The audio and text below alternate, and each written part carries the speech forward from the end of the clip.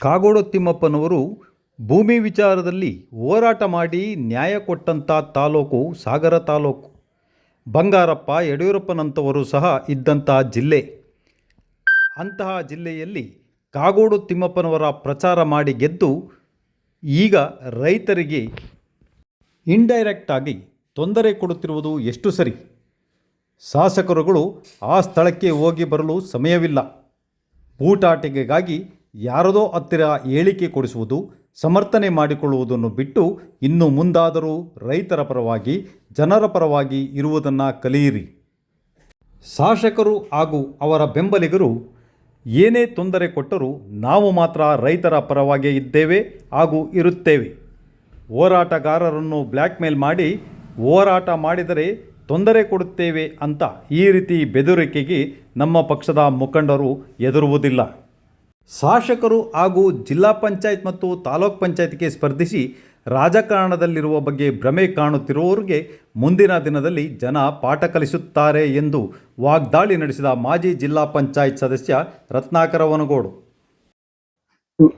ನಿಮಗೆ ಗೊತ್ತಿರೋ ಹಾಗೆ ಮೊನ್ನೆ ಈಗೊಂದು ವಾರ 10 ದಿವಸದ ಹಿಂದೆ ತಾವು ಬಂದಿದ್ರಿ ಕೆಲವರು ಅಡ್ಡೇರಿ ಪ್ರಕರಣದಲ್ಲಿ. ಈ ಒಬ್ಬ ಬಡ ರೈತನ ಜಮೀನು ವಿಚಾರದಲ್ಲಿ ಫಾರೆಸ್ಟ್ ಇಲಾಖೆಯವರು ಏನು ಪದೇ ಪದೇ ಹೋಗಿ ಕೇವಲ 10 ರಿಂದ 15 ಗುಂಟೆ ಜಮೀನಿಗೆ ಅಲ್ಲಿ ಹೋಗಿ ತೊಂದರೆ ಕೊಟ್ಟರು, ಅದನ್ನ ತೆರವುಗೊಳಿಸಿದ್ರು.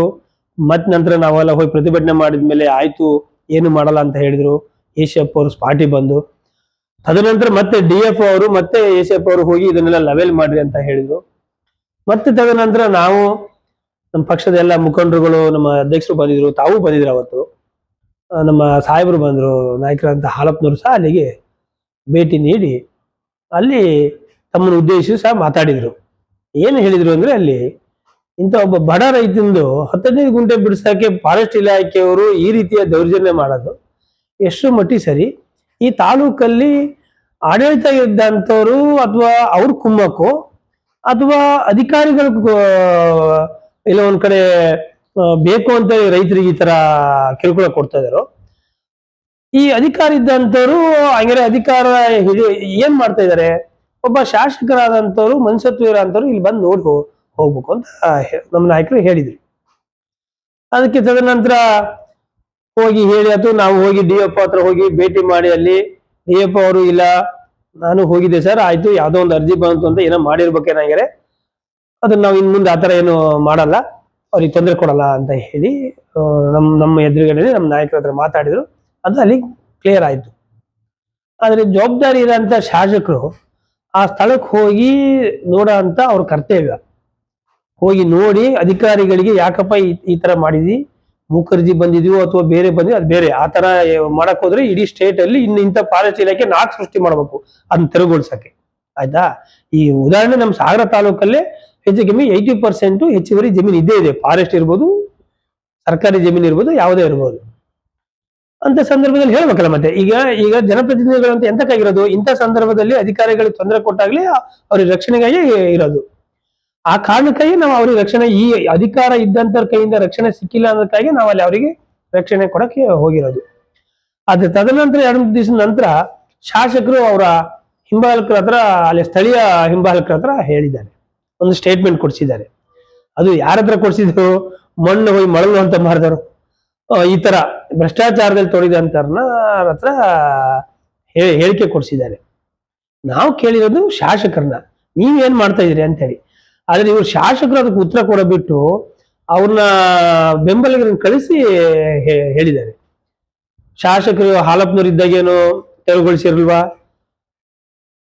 ಅಂತ ಕೆಲವು ವಿಚಾರನ ಹೇಳಿದ್ರು. ಅವತ್ತು ಮನೆ ನೋಡಿದೆ. ಹಾಲಪ್ಪನವ್ರು ಇರೋಂಥ ಸಂದರ್ಭದಲ್ಲಿ, ಕಾಗೋಡು ತಿಮ್ಮಪ್ಪನವ್ರು ಇರೋಂಥ ಸಂದರ್ಭದಲ್ಲಿ ಕೆಲವು ಕೋರ್ಟ್ ಮ್ಯಾಟರ್ ಆಗಿ ಇವ್ರ ಗಮನಕ್ಕೆ ಬಾರದೆ ಕೋರ್ಟ್ಗೋಸ್ಕರ ಅಲ್ಲಿ ವರದಿ ಕೊಡ್ಬೇಕು ಅನ್ನೋದಕ್ಕಾಗಿ ನಾಮಕಾವಸ್ಥೆಗೆ ಹೋಗಿ ಒಂದಿಷ್ಟು ತೆರವುಗೊಳಿಸ್ದಂಗೆ ಮಾಡಿ ಇವ್ರಿಗೆ ಫಾರೆಸ್ಟ್ ಇಲಾಖೆಯವ್ರು ಮಾಡೋರು.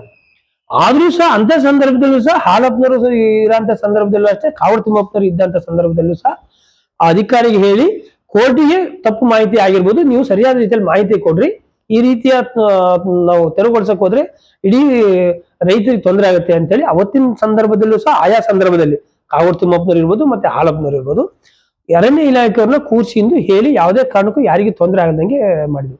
ಅಂತ ಸಂದರ್ಭದಲ್ಲಿ ಕೆಲವರು ಏನ್ ಮಾಡೋರು ಅಂದ್ರೆ, ಸರ್ ಹೈಕೋರ್ಟಿಗೆ ಹೋಗಿ ಒಂದಿಷ್ಟು ವರದಿ ಕೊಡ್ಬೇಕು, ನಾವು ಅಟ್ಲೀಸ್ಟ್ ತೆರವುಗೊಳಿಸ್ದಂಗೆ ಏನಾರು ಒಂದಿಷ್ಟು ಅಲ್ಲಿ ಪ್ರೋಸೆಸ್ ನಾವು ಮಾಡ್ತು ಅಂದಾಗ, ಆಯ್ತು ನೀವು ನಿಮ್ಮ ರಕ್ಷಣೆಗೋಸ್ಕರ ಕೋರ್ಟಿಗೆ ಒಂದು ಮಾಹಿತಿ ಕೊಡೋದಾದ್ರೆ ನೀವು ಆತರ ಮಾಡ್ಕೊಳ್ಳಿ ಅಂತ. ಆದ್ರೆ ಈ ಪ್ರಕರಣ ತಾವೆಲ್ಲ ನೋಡಿದಿರಿ, 10-15 ಗುಂಟೆ ಇದೆ, ಎಷ್ಟೋ ವರ್ಷ ಸಾಗುವಳಿ, ಸುತ್ತ ಎಲ್ಲರೂ ಜಮೀನ್ ಖಾತೆ ಆಗಿದೆ, ರೋಡ್ ಪಕ್ಕ ಇದೆ, ಮನೆ ಕಡೆಗಿನ ಜಾಗ. ಅಂತದಕ್ಕೆ ಅಧಿಕಾರಿಗಳು ಎಲ್ಲೋ ಒಂದು ಮೂಕರ್ಜಿ ಅಂತ ಸುಮ್ಮನೆ ನೆಪಕ್ಕೆ ಮಾತ್ರ ಹೇಳ್ತಾರೆ ಅಂದ್ರೆ, ಎಲ್ಲೋ ಒಂದ್ ಕಡೆ ಇವರೆಲ್ಲ ನಾನು ಇರೋ ಹೇಳಿಕೆಗಳನ್ನ ಇವನ್ನೆಲ್ಲ ನೋಡಿದ್ರೆ, ಈ ತೊಟ್ಲು ತೂಗರು ಇವ್ರೆ, ಮಗು ಚೂಟರು ಇವ್ರೆ ಅಂತ ನನಗೆ ಅನಿಸ್ತಾ ಇದೆ. ಈಗ ಅಲ್ಲಿ ಹೇಳಿದ್ರು, ಅಲ್ಲಿ ಪಕ್ಕಕ್ಕೆ ಅಲ್ಲಿ ಸ್ಥಳೀಯ ಮುಖಂಡರು ನಮ್ಮ ಚೇತನ್ ರಾಜ್ ಅವರು ಇದ್ರು, ಅಲ್ಲಿ ನಾವು ಹೋಗಿದೆ ಅಂತ ಹೇಳಿ.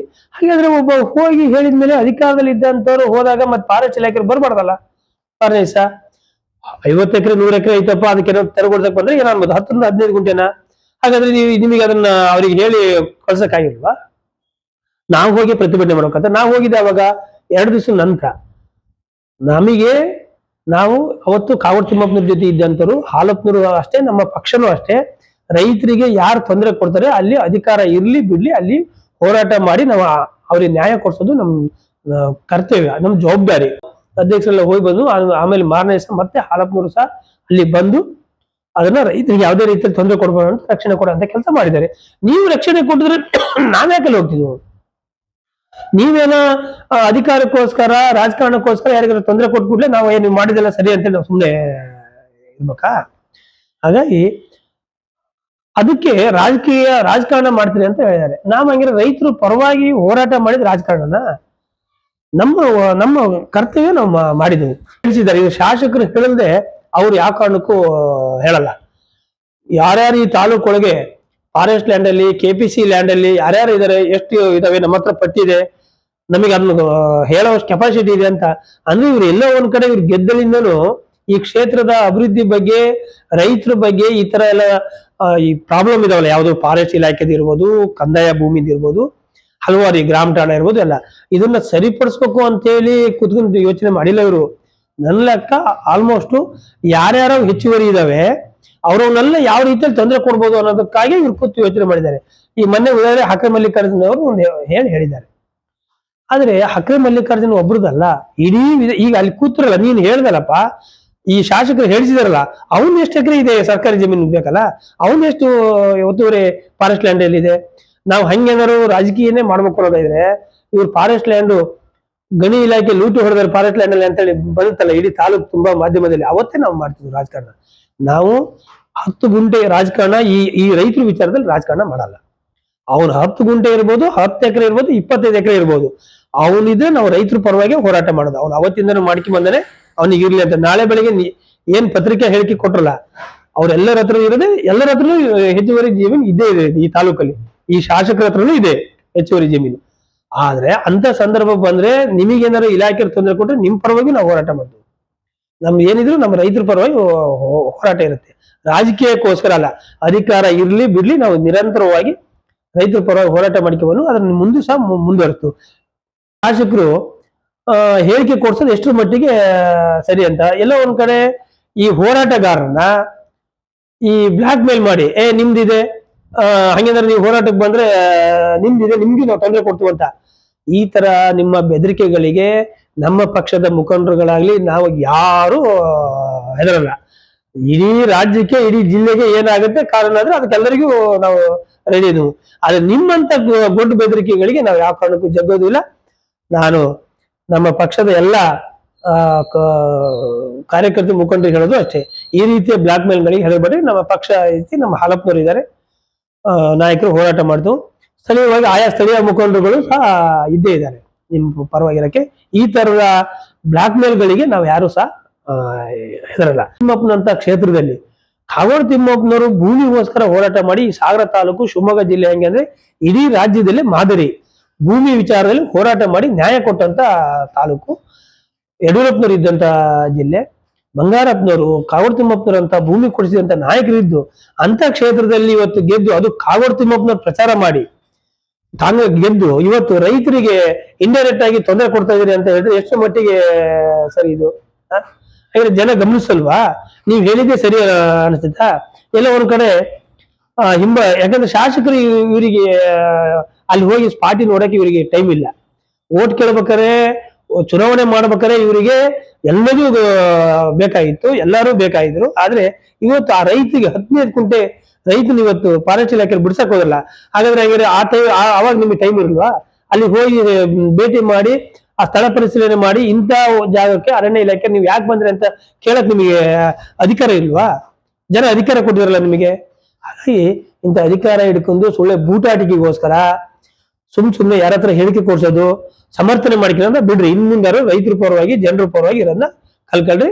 ಇನ್ ಮುಂದೆ ನೀವೇನೇ ಮಾಡಿದ್ರು, ತೊಂದರೆ ಕೊಟ್ಟರು ಸಹ ನಾವು ರೈತರ ಪರವಾಗಿ ಏನು ಹೋರಾಟ ಮಾಡಿ ರಕ್ಷಣೆ ಕೊಡ್ಬೇಕು, ನಾವು ಕೊಟ್ಟೆ ಕೊಡ್ತು. ಅದ್ರಲ್ಲಿ ಬೇರೆ ಮಾತೇ ಇಲ್ಲ. ಇನ್ ಮತ್ತೆ ಅಭಿವೃದ್ಧಿ ವಿಚಾರದಲ್ಲಿ ಕ್ಷೇತ್ರ ಅಂತ ಗೊತ್ತು. ಕಾಮಗಿರಿಗೆ ಹೋದ್ರೆ 4 ಜನ ಸೇರಿದಂತದ್ದು ಎಷ್ಟೋ ಸರಿ ಗುದ್ಲಿ ಪೂಜೆಗೆ ಹೋದಾಗ ವಾಪಸ್ ಹೋಗಿರೋದು ಬಹಳ ಉದಾಹರಣೆಗಳಿದೆ. ಇವ್ರು ಯಾರ ಹೇಳ್ತಾರೆ ಕೆಲವರು, ನಾನು ಅವ್ರ ಹೆಸರು ಹೇಳಲ್ಲ, ಇವ್ರ ಹೆಸರು ಹೇಳಲ್ಲ ಅಂತೇಳಿ. ಯಾರ ಹೆಸರು ಹೇಳೋ ಅವಶ್ಯಕತೆನೂ ಇಲ್ಲ. ಈ ಮುಂದಿನ ದಿನಗಳಲ್ಲಿ ನಿಮಗೆ ಕೆಲಸ ಹಾಕಿಕೊಟ್ಟು ಬರ್ರಿ ಅಂದ್ರೆ 10 ಜನ ಸೇರಲ್ಲಂತ ಸ್ಥಿತಿ ಬಂದಿದೆ. ಮುಂದಿನ ದಿನಗಳಲ್ಲಿ ಚುನಾವಣೆ ಬಂದ್ರೆ ನಿಮ್ಮೆಲ್ಲರಿಗೂ, ನಿಮ್ಮ ನಾಯಕರನ್ನು ಸೇರಿ, ಶಾಸಕರನ್ನು ಸೇರಿ, ನಿಮ್ಮ ಏನು ನಾವೆಲ್ಲೋ ಒಂದ್ ಕಡೆ ಜಿಲ್ಲಾ ಪಂಚಾಯತಿ, ತಾಲೂಕ್ ಪಂಚಾಯತಿ ಆಗ್ಬೇಕು ಅಂತ ಹೇಳಿ ಇದ್ದು ನಾವು ಬಹಳ ಹಣ ಮಾಡ್ಬೋದು, ರಾಜಕಾರಣದಲ್ಲಿ ಇದ್ಬಿಟ್ರೆ, ಅಧಿಕಾರದಲ್ಲಿ ಇದ್ರೆ ಅಂತ ಹೇಳಿ ಏನು ಒಂದಿಷ್ಟು ಭ್ರಮೆಯಲ್ಲಿ ಇದ್ರಲ್ಲ, ಅವಾಗೆಲ್ಲ ಮುಂದಿನ ದಿನಗಳಲ್ಲಿ ಪಾಠ ಕಲಿಸ್ತಾರೆ. ನಾವೆಲ್ಲ ಕಾವಡ್ ತಿಮ್ಮಪ್ಪನವ್ರ ಜೊತೆ ಬಂದರು, ನಾವೆಲ್ಲ ಈಗ ಹಾಲಪ್ಪನವ್ರ ಜೊತೆ ಇದ್ದಂತರು, ಸಂಸದರು ಸಹ ನಮ್ದು ಒಳ್ಳೆಯವ್ರು ಸಿಕ್ಕಿದ್ದಾರೆ. ಅವ್ರ ಜೊತೆಗೆ ನಾವು ಸೇವೆಗಾಗಿ ಬಂದಾರೆ ರಾಜಕಾರಣಕ್ಕೆ. ಒಂದಿಷ್ಟು ಜನ ಶಾಸಕರ ಹಿಂಬಾಲಿಗರು ಎಲ್ಲರೂ ಅಲ್ಲಪ್ಪ, ಯಾಕಂದ್ರೆ ಅಲ್ಲಿ ಕಾಂಗ್ರೆಸ್ ಅಲ್ಲಿ ಕಾವಡ್ ತಿಮ್ಮಪ್ಪನ ಬೆಂಬಲಿಗರು ಬಹಳ ಸಾಕಷ್ಟು ಜನ ಇದ್ದಾರೆ. ಇವ್ರು ಒಂದಿಷ್ಟು ಜನ ಹಿಂಬಾಲಕರು ಎಲ್ಲ ಒಂದ್ ಕಡೆ ನಾವು ಬಂದ್ಬಿಟ್ರೆ, ಅಧಿಕಾರ ಸಿಕ್ಬಿಟ್ರೆ ದುಡ್ಡು ಹಣ ಮಾಡ್ಬೋದು, ನಾವು ಶ್ರೀಮಂತರು ಆಗ್ಬೋದು, ಆಮೇಲೆ ಅಧಿಕಾರನೂ ನಾವು ಹಿಡಿಬೋದು ಅಂತ ಬೇರೆ ಬೇರೆ ಏನೇನೋ ಕಲ್ಪನೆ ಹಿಡ್ಕೊಂಡು ಬಂದ್ರು. ಅದು ಯಾವುದೂ ಆಗಿಲ್ಲ.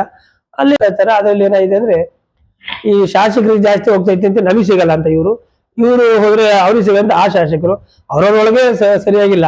ಆದ್ರೂ ಇಂಥ ಸಂದರ್ಭ ಬಂದಾಗ ಮತ್ತೆಲ್ಲ ಇನ್ನೂ ಒಂದಿಷ್ಟು ಆಸೆ ಇದಾವಲ್ಲ, ಹಂಗೆ ಅವ್ರು ಸಮರ್ಥನೆ ಮಾಡ್ಕೊಂಡು ಬರ್ತಾ ಇದಾರೆ. ಆಯ್ತು, ಸಮರ್ಥನೆ ಮಾಡ್ಕೊಳ್ರಿ, ಕೆಲಸ ಮಾಡಿ, ಹೋರಾಟ ಮಾಡಿ, ರೈತರಿಗೆ ನ್ಯಾಯ ಕೊಡಿಸಿ, ಕ್ಷೇತ್ರದ ಅಭಿವೃದ್ಧಿ ಮಾಡಿ ಜನರ ಹತ್ರ ಹೇಳಿ. ಜನ ಹೇಳ್ಬೇಕು, ಜನ ಒಂದಿಷ್ಟು ಅಭಿವೃದ್ಧಿ ಮಾಡಿದರೆ, ರೈತರ ಪರವಾಗಿದ್ದಾರೆ ಅಂತ ಜನ ಹೇಳಿ ನೀವು ಅವಾಗ ಸಮರ್ಥನೆ ಮಾಡ್ಕಿಂದ್ರೆ ಅವಾಗ ಅದಕ್ಕೊಂದು ಟ್ಯಾಲಿ ಆಗುತ್ತೆ. ನಿಮ್ ಪಾಡಿ ನೀವೇ ನಿಮ್ ಬೆನ್ ತಡ್ಕಿಂದ ಸಮರ್ಥನೆ ಮಾಡ್ಕೊಳಕ್ ಹೋದ್ರೆ ಜನ ಮುಂದಿನ ದಿನಗಳಲ್ಲಿ ಪಾಠ ಕಲಿಸೋ ಅಂತ ಕೆಲಸ ಮಾಡೇ ಮಾಡ್ತಾರೆ. ಈ ಸಂದರ್ಭದಲ್ಲಿ ಶಕ್ತಿ ಕೇಂದ್ರದ ಅಧ್ಯಕ್ಷ ಶಾಂತಪ್ಪಗೌಡ, ಪ್ರಮುಖರಾದ ಸ್ವಾಮಿಗೌಡರು, ರವಿಗೌಡರು ಹಾಗೂ DSS ಪ್ರಮುಖರಾದ ರೇವಪ್ಪ ಉಪಸ್ಥಿತರಿದ್ದರು.